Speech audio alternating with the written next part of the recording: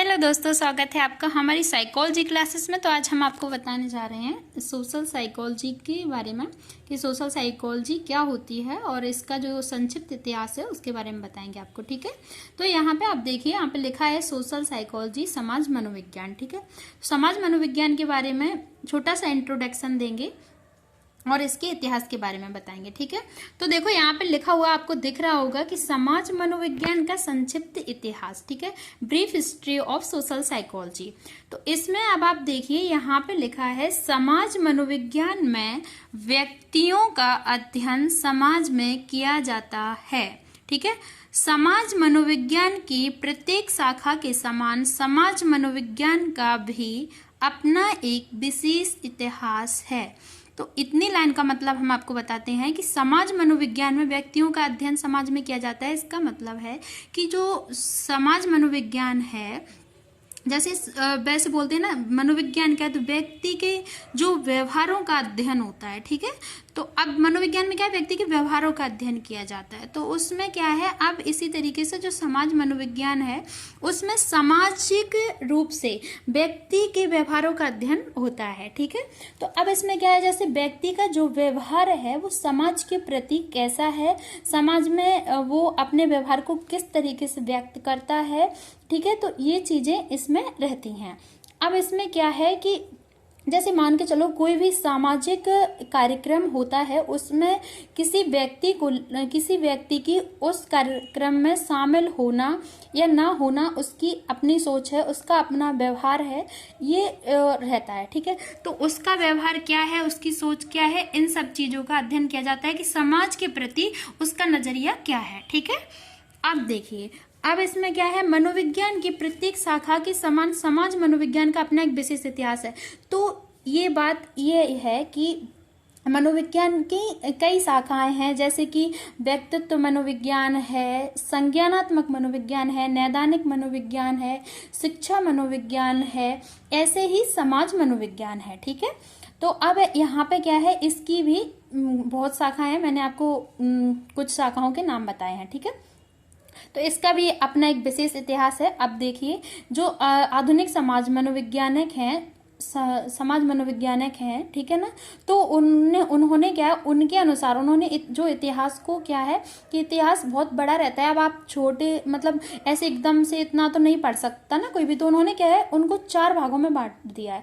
4 भागों में इसलिए बांट दिया क्योंकि उसको आप जो है अच्छे से अध्ययन कर पाओ। ठीक है ना, इसलिए तो 4 भागों में बांट देते हैं। ऐसे कोई भी हो, जब कोई क्वेश्चन होता है ना, उसका आंसर लॉन्ग होता है, इस तरीके से फॉर एग्जांपल समझ लो, तो उसमें क्या है, हेडिंग होती है, तो अपन को वो आंसर पढ़ने में आसानी लगती है कि चलो हेडिंग वाइज है। इसी तरीके से इतिहास क्या है, इतिहास को जब आप हेडिंग वाइज, जब आप समय के हिसाब से पढ़ोगे ना कि इतने समय में ऐसा है, ये कुछ इम्पोर्टेंट चीजें बताई जाएंगी, तो वो क्या है, समय के टाइम के हिसाब से आप देखोगे कि इतने टाइम में ऐसा है, तो इस तरीके से। ठीक है, जैसे अभी देखो, आगे देखते हैं। अब इन्होंने क्या है, 4 भागों में बांट दिया क्योंकि उसमें 4 भागों में बांटकर अध्ययन किया जा सके। ठीक है, अब आप देखिए, यहाँ पे लिखा है दार्शनिक विचारधारा।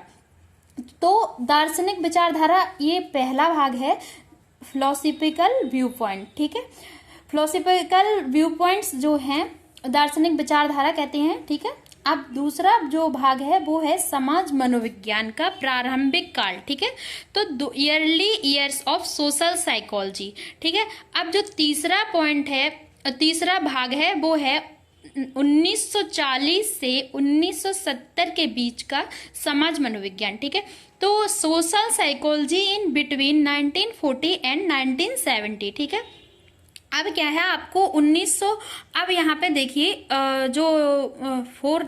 ठीक है, चौथा भाग है वो है 1970 के बाद का समाज मनोविज्ञान।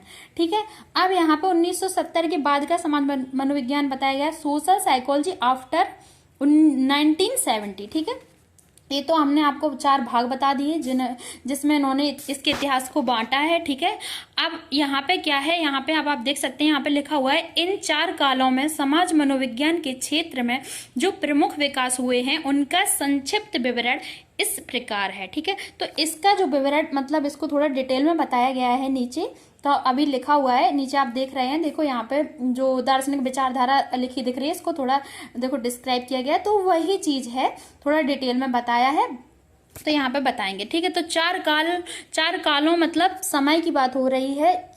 ठीक है, टाइम पीरियड इनका जो रहा है उसकी बात हो रही है। ठीक है, तो अब यहाँ पे देखिए, तो ये कह रहे हैं कि इन 4 कालों में जो ये टाइम पीरियड रहा है, जिसको 4 भागों में बांटे, समाज मनोविज्ञान के क्षेत्र में प्रमुख विकास हुए। तो जो विकास हुए हैं इस टाइम में समाज मनोविज्ञान के क्षेत्र में जो विकास हुए हैं उनके बारे में बताएंगे। ठीक है, तो अब आप देखिए यहाँ पे दार्शनिक विचारधारा है, फिलोसॉफिकल व्यू पॉइंट्स। तो यहाँ पे क्या है, प्लेटो तथा अरस्तु का नाम मशहूर है क्योंकि इन्होंने सामाजिक व्यवहार में रुचि दिखाई। इनका नाम मशहूर क्यों है, क्योंकि इन्होंने क्या किया कि जो सामाजिक व्यवहार है इसमें इन्होंने इंटरेस्ट दिखाया, क्योंकि इन्होंने जो सामाजिक लोग हैं, समाज के प्रति उनका नजरिया क्या है, समाज में उनका व्यवहार क्या है, इन सब चीजों में इन्होंने रुचि दिखाई थी। ठीक है, अब इनमें से जो अब देखो, अब क्या है, इन लोगों ने सामाजिक व्यवहार के अध्ययन में काफी रुचि दिखलाई थी। ठीक है, अब फिर क्या हुआ, इसके बाद कुछ दार्शनिक, ठीक है, इसके बाद कुछ दार्शनिक थे, होब्स, लॉक, ह्यूम और कॉमेटे। ठीक है, देखो यहाँ पे क्या है, ये जो कॉमेटे है, टापे एक ही मात्रा है, यहाँ पे गलती से नहीं लिख पाया है, तो आप लोग जो अपने नोट्स जो भी लिखें वहाँ पे सही लिखें। ठीक है, तो यहाँ पे क्या है, गलती हो गई है, इसके लिए सॉरी।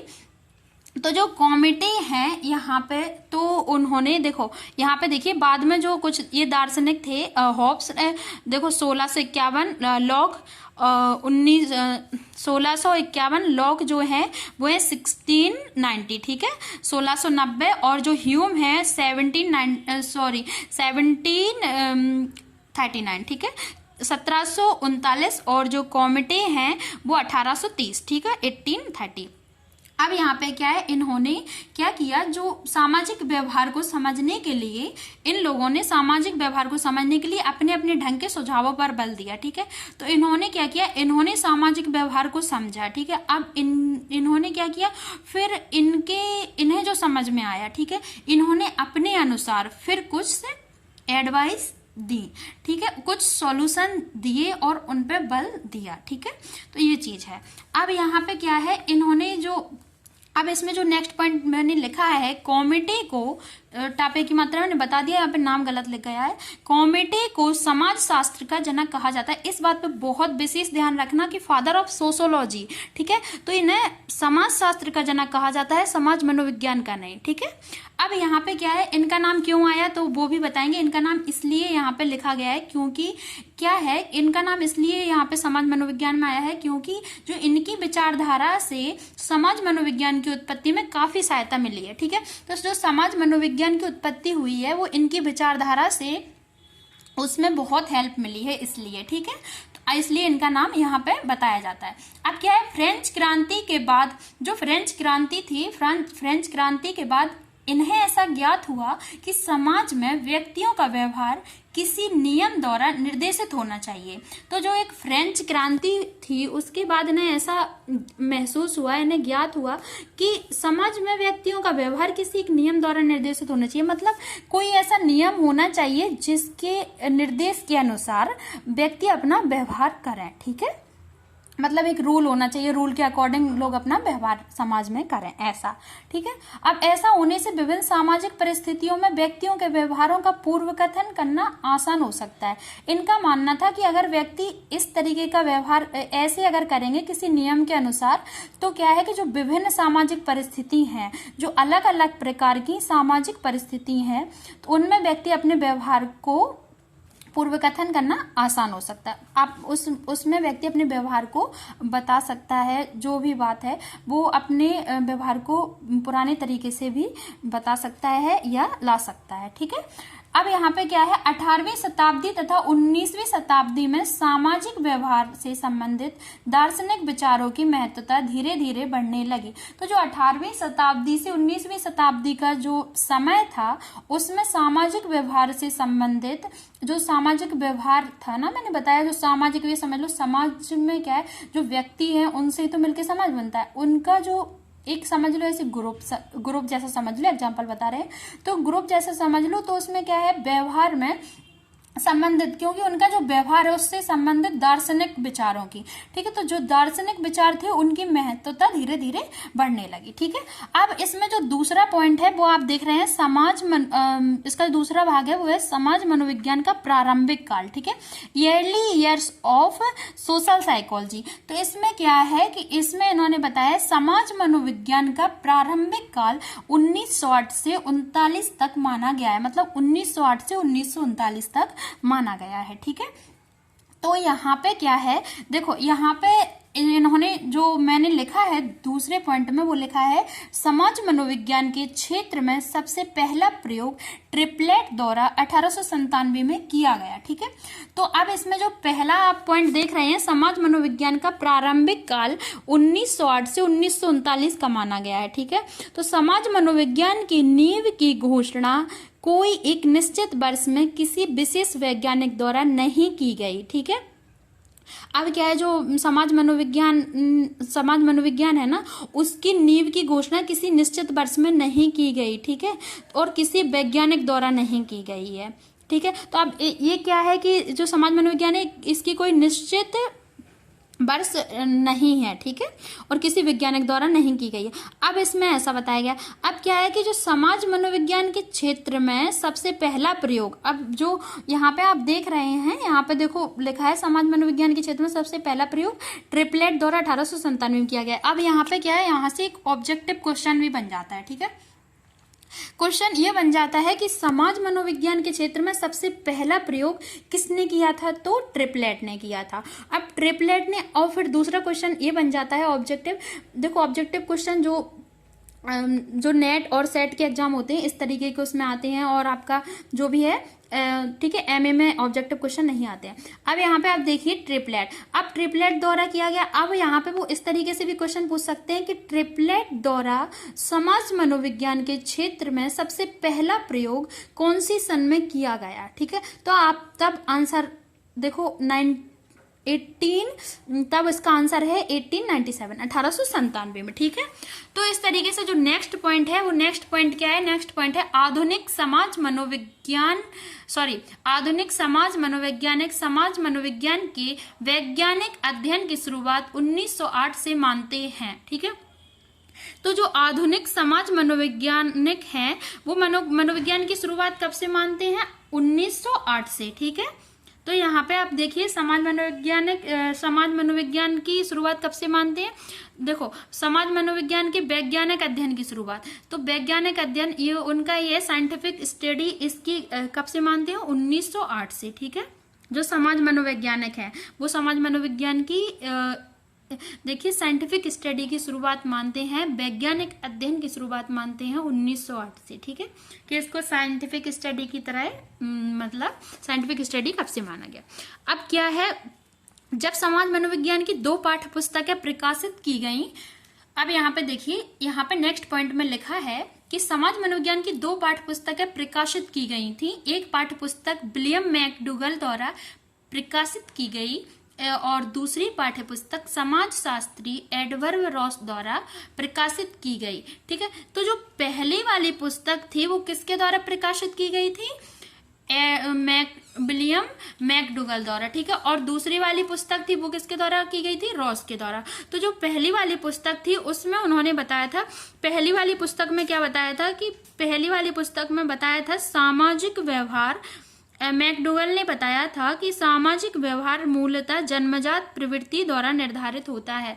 मतलब कि जन्मजात प्रवृत्ति का मतलब है कि जन्म से व्यक्ति का जो व्यवहार होता है वैसा ही रहता है और समाज में वो उसी व्यवहार को प्रदर्शित करता है, ठीक है। और इन्होंने जो 2 पाठ्य पुस्तक थी जो रॉस के द्वारा दी गई थी, प्रकाशित की गई थी, तो उस पाठ्य पुस्तक में था, उन्होंने बताया था कि भीड़ क्राउड तथा सामाजिक प्रभाव सोशल इन्फ्लुएंस आदि से संबंधित थी समाज मनोविज्ञान पर। देखो ठीक है, अब यहाँ पे क्या है कि इन्होंने अपनी इसमें बताया कि रॉस ने अपनी पुस्तक में बताया कि भीड़ सामाजिक प्रभाव आदि से संबंधित थी। ठीक है, तो यहाँ पे इन्होंने इस पुस्तक में बताया कि भीड़ और सामाजिक प्रभाव से संबंधित थी, इसका जिक्र किया इन्होंने अपनी पुस्तक में। ठीक है, और मैकडोगल ने बोला था कि व्यक्ति का जो व्यवहार है, जो सामाजिक व्यवहार है, वो जन्मजात प्रवृत्ति से निर्धारित होता है। ठीक है, अब इसके क्या है, इसके बाद जो तीसरा